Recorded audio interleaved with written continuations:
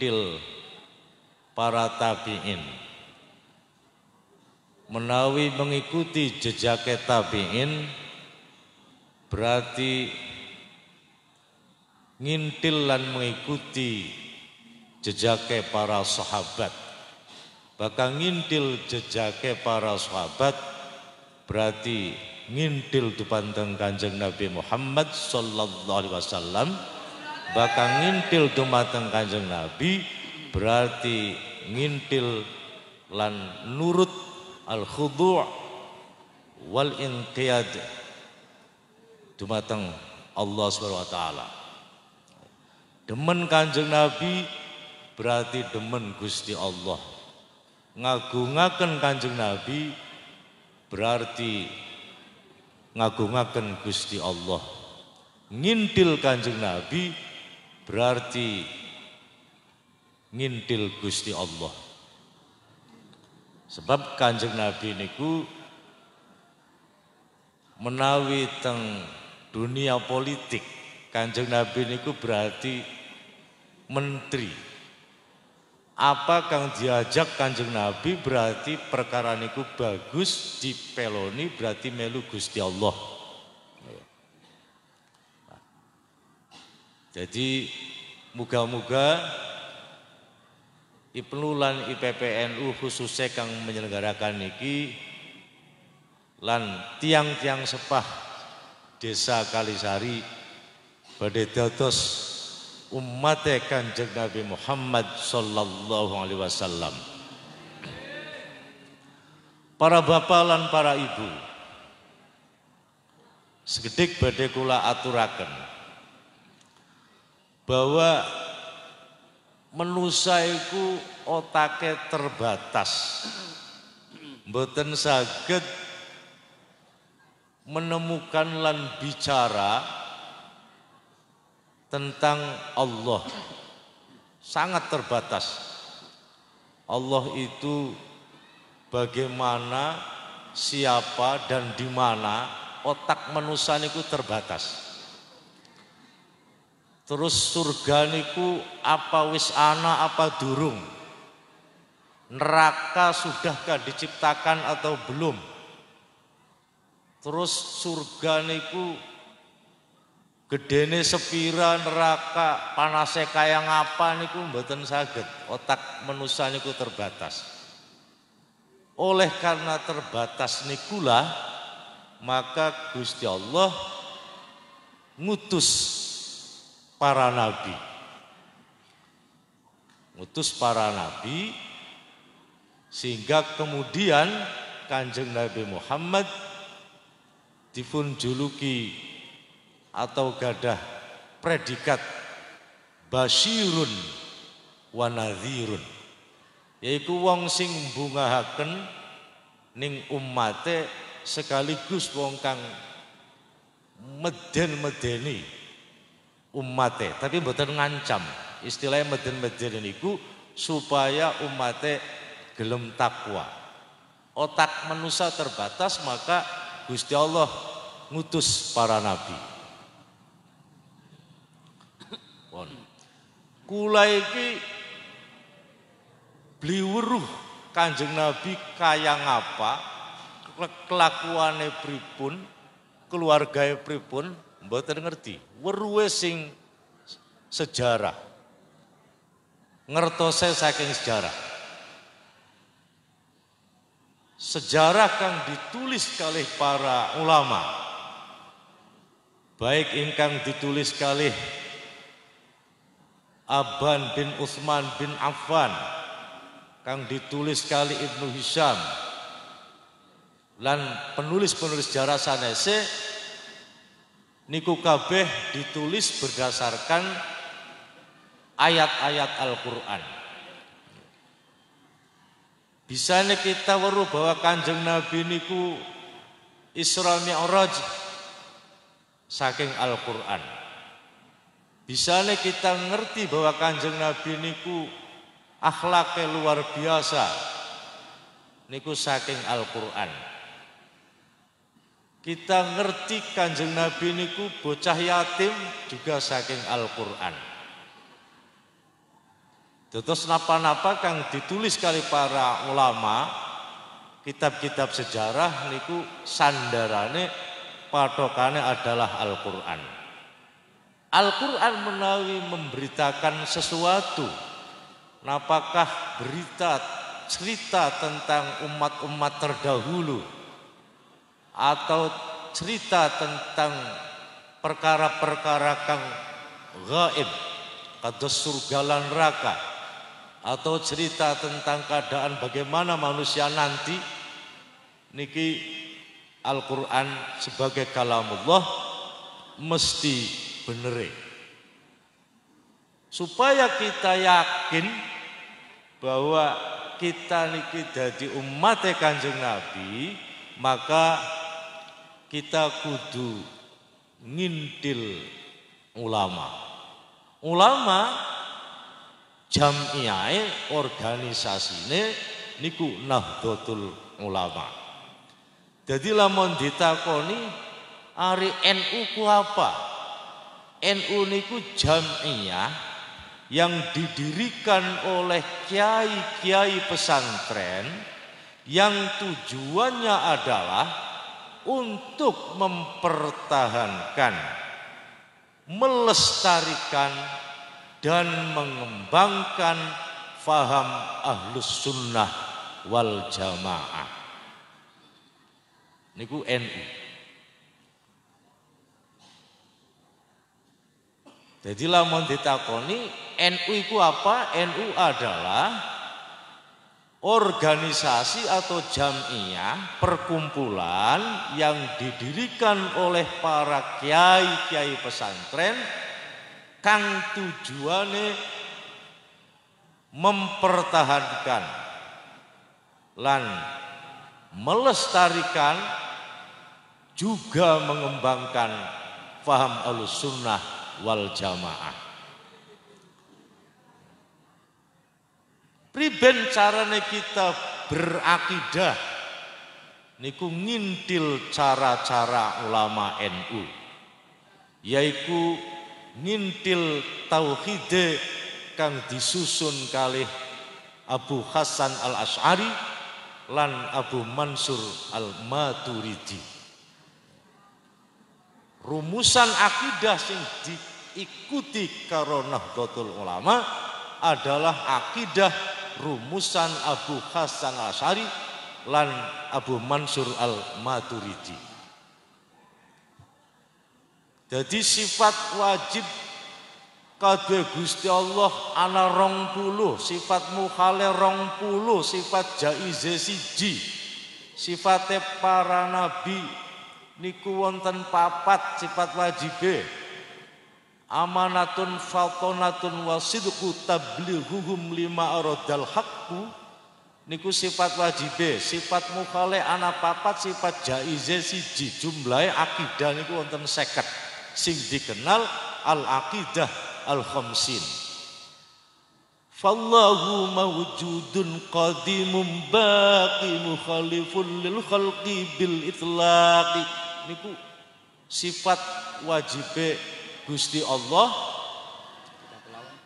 kang 20 niku susunane Abu Hasan Al-Asy'ari digabung kalih akidah rumusane Abu Mansur Al-Maturidi. Niki cara berakidahe wong NU. Lamun wong wis akil balik, bocah Ibnu IPPNU wis balik, beli ngerti sifat wajib Gusti Allah ana pira, sifat mukhal ana pira, niku dosa. Mulane wajib setiap wong mukallaf ngawruhi akidah 50.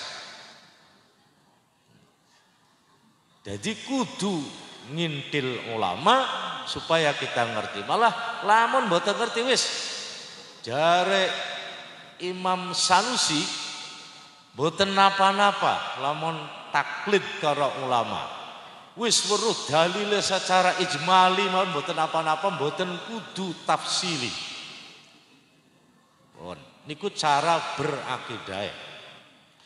Cara fikih Ahlussunnah wal Jamaah niku mengikuti mazhab 4, yaitu mazhab Imam Malik, mazhab Maliki, terus mazhab Imam Abu Hanifah, terus mazhab Imam Syafi'i, lan mazhab Ahmad ibn Hanbal, mazhab Hambali. Cara fikih niku ngintil imam papat, salah sijine imam papat. Jadi lamun ana wong ning fikih mazhab Hambali, berarti wong niku Ahlussunnah wal Jamaah. Lamun wong cara fikih ngintil mazhab Syafi'i atau mazhab Maliki, niku berarti Ahlussunnah wal Jamaah. Toli mazhab-mazhab sanese si pripun dari salat, bukan berarti tidak Ahlussunnah wal Jamaah, bukan, pengikut mazhab sanese mazhab 4 sampun boten wonten, wis langka. Pengikute mazhab Az-Zahiri, Ibnu Hazm, Kitab Al-Muhalla, pengikutnya pun bubar. Mazhab Al-Auza'i teng Libanon sampun bubar. Mazhab Sufyan As-Sauri sampun bubar. Kata sing bubar, sing bertahan niku namung sekawan. Lah niki cara fikih Ahlussunnah wal Jamaah mengikuti salah satu mazhab 4. Pun akhlake tasawufe ngintil sinten, yaiku ngintil muassis ilmu tasawuf, yaiku Syekh Junaid Al-Baghdadi lan Al-Imam Al-Ghazali. Jadi teng tasawufe thariqoe mengikuti rumusan tasawuf lan thariqah Syekh Junaid Al-Baghdadi lan Imam Ghazali. Ari Imam Ghazali niku berarti perpaduan antara sesuatu ingkang rasional sareng ingkang sifatnya niku nakli. Jadi antara hakikat dengan syariat dipadukan.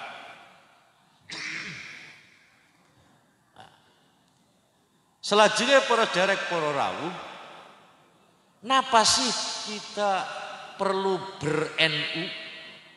Napa boten saged lamun kita beragama toli blusa ngintil NU? Kula jawab masa sageda. Boten saged. Bisanya kita weruh sifat wujud tidak bako bagi Gusti Allah karena jasane lan pemikirane ulama. Al-Quran boten jelasaken bahwa sifat wajib Gusti Allah 20, sifat mukhale 20, sifat jaize siji, boten jelasaken secara rinci, boten. Sebab Al-Quran niku sumber hukum, bukan dasar hukum. Al-Quran itu sumber hukum, bukan dasar hukum. Todos napa kang wonten teng Al-Qur'an niku harus diikuti lan mesti sesuai kalih perkembangan zaman. Mila saking arep menika para sedherek para rawuh, lamun wonten wong takon apa perlune kita ber-NU, pertama adalah karena ana perintah urip bareng-bareng, urip berjamaah. Wonten dawuh alaikum bisawadil a'zam. Ayo kita ngintil golongan-golongan kang besar, yaitu golongane para ulama. Kebenaran ning Indonesia kang gede niku Nahdlatul Ulama, ya kita ikuti langkah Nahdlatul Ulama. Kita perintah berjamaah. Satu, itu alasan kenapa kita ber-NU. Kang nomor loro, ulama niku warasatul anbiya. Warasatul anbiya sing mewarisi jejake para nabi niku para ulama. Jadi kita kudu ngintil Nahdlatul Ulama karena ulama adalah warasatul anbiya.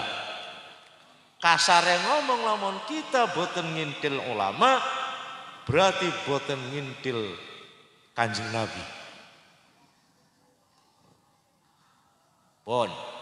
Lamun kita ber-NU, maka beragama kita wonten kang bimbing.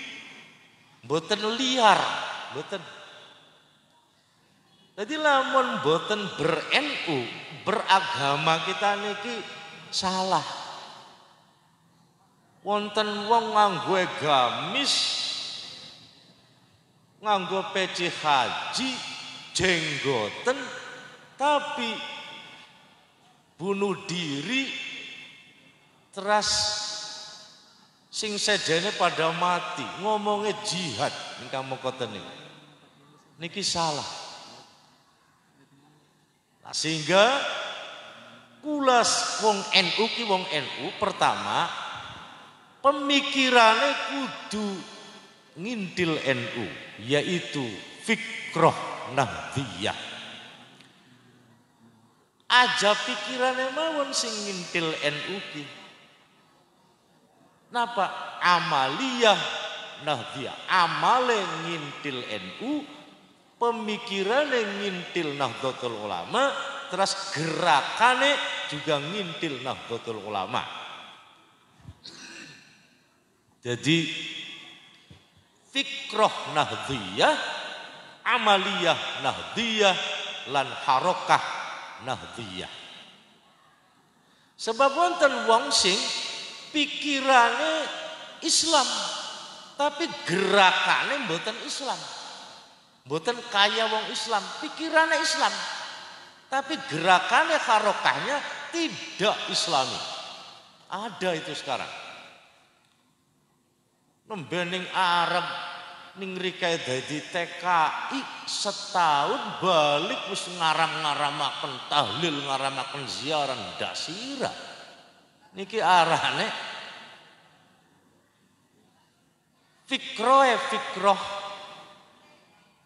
yang tidak nahdiyah.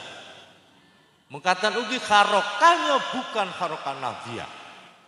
Pangapunten, Muhammadiyah nika pemikirannya Islami. Harokahnya juga Islami, tetapi amaliyahnya bukan tidak Islami, bukan boten kirang-kirang lengkap. Kirang lengkap.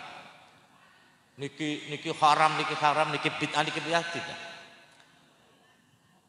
Terus Nahdlatul Ulama lengkap fikrohnya harus nahdiyah Islamiyah, amaliyahnya harus nahdiyah Islamiyah, dan harokahnya juga harus nahdiyah. Ana wong sing memperjuangkan puasa, ana wong beli puasa langsung digebugi. Padahal wong niku beli puasa karena uzur, karena musafir, atau karena lagi haid umpamane langsung digebugi. Niki tidak seperti itu Nahdlatul Ulama. Jadi para sederek para rawuh, terutama para Ibnu Lali PPNU, kita harus punya fikroh nahdiyah, punya fikroh, punya amaliyah yang nahdiyah, dan punya harokah yang nahdiyah. Bagaimana kita cara menafsiri Al-Quran? Ningrika seniki niki wonten mazhab sabitah. Menafsiri Al-Quran mboten apa istilahnya al-jumud ala naql. Pemikirannya itu tidak berkembang, tetap boten saged berubah, boten saged berkembang. Wonten malih mazhab taghayyuriyah. Al-Quran ditafsiri seenake dhewek, sesuai karo kepentingane. Agama niku kaya adonan kal ajini, sehingga badhe digawe makanan apa bae bisa. Niki Mulane kita Nahdlatul Ulama punya sikap yaitu tawazun, keseimbangan. Ekstrim kanan tidak, ekstrim kiri juga tidak. Ada keseimbangan antara kita, antara hakikat dan syariat. Keseimbangan antara yang nakliyah dan akliyah. Wonten malih tawassutiyah, pertengahan, tawassut. Terlalu keras juga tidak, tapi lamban juga tidak. Upamane di Losari itu banyak kemaksiatan. Kenapa Banser, Ansor, NU, Ibnu PPNU diam saja? Dijawab, Mbak, Pak, kader NU itu bukan diam, tetapi hati-hati. Kita lihat dulu, ada caranya dakwah itu, Pak. Tidak kemudian kita langsung bawa pentungan, langsung digebuki, tidak. Amar ma'ruf dan nahi mungkar yang dilakukan oleh Nahdlatul Ulama ada caranya tersendiri. Dilakukan dengan hati-hati, tidak dengan kekerasan, tetapi dilakukan dengan bijak, mengambil jalan tengah. Terlalu lamban juga tidak, keras juga tidak. Ada cara yang lebih baik. Tidak kemudian langsung digebuk pakai kayu, dipentung, Masya Allah, dengan kalimat Allah Akbar, padahal sih dipentung ternyata alumni pondok pesantren. Tidak seperti itu Nahdlatul Ulama. Wonten malih tasamuh, toleran. Kita harus toleran. Jangan melihat orang Kristen sedang beribadah, kemudian kita demo, kita geruduk, kita bunuh, kita serang. Tidak demikian Nahdlatul Ulama. Kanjeng Nabi juga tidak begitu. Ada tahapan-tahapannya dakwah itu. Jadi pertama adalah ikhrajun nasi anil zulumati. Bagaimana kita mengeluarkan manusia, mengeluarkan masyarakat dari kezaliman untuk menuju kepada kebaikan. Ikhrajun nasi minaz zulumati ilan nur. Niki tugase para kader NU. Terus menyelamatkan umat, himayatul ummah anil aqidatil mukhtalifah wal munharifah. Menyelamatkan umat agar tidak masuk kepada akidah yang bertentangan dan akidah yang berbeda. Kalau NU dengan Muhammadiyah itu berbeda, Pak. Cuma berbeda. Bukan bertentangan. Ya, bukan bertentangan. Jadi kita bedakan antara akidah mukhtalifah dengan akidah munharifah. Kalau munharifah itu yang menyimpang. Akidah yang menyimpang seperti akidah Ahmadiyah yang mengatakan bahwa Nabi Muhammad itu adanya di Depok. Niku arane akidah atau faham yang munharifah. Itu baru namanya bertentangan. Tapi kalau berbeda tidak apa-apa. Kalau sekedar mukhtalifah enggak apa-apa, urusan yang usuliyah sama, yang berbeda pada furu'iyahnya saja. Mulane NU karo Muhammadiyah selalu bebaturan. Keranten sekedar berbeda. Dados kita harus mengembangkan tasamuh, toleransi. Napa malining tiang sanes kang akidah sekedar berbeda. Bukan bertentangan tapi sekedar berbeda. Pada kalau berbeda antara mazhab Syafi'i dan mazhab Hambali, untuk urusan usuliyahnya sama, yang berbeda itu furu'iyah, tapi tidak bertentangan. Niku tugasnya kader M. Jadi himayatul ummah anil aqidati al mukhtalifah wal munharifah. Kalau ada persoalan tidak bisa diatasi dengan ayat Al-Quran, kita lihat hadis. Kalau tidak bisa diatasi dengan keduanya, tidak ada dasarnya, kita lakukan istimbatul ahkam dengan benar. Apakah itu dengan ijma', apakah itu dengan qiyas. Tidak menafsiri seenaknya, tidak. Mengikuti, kita lakukan ijma' dan qiyas. Niki cara-cara Nahdlatul Ulama. Kalau dikiaskan tidak bisa atau untuk adanya ijma' tidak memenuhi syarat, maka pasti di sana ada makharij fiqhiyah, ada solusi kefikihan, pasti ada. Ini bagaimana ini umat enaknya dan enaknya. Maka kalau kita tidak tahu dasar hukumnya, tidak bisa dilakukan pengkiasan atau tidak bisa dilakukan ijma', ya sudah, ijma' sukuti tidak bisa, ijma' nutqi tidak bisa, ya udah kita cari solusi kefikihan, makharij fiqhiyah.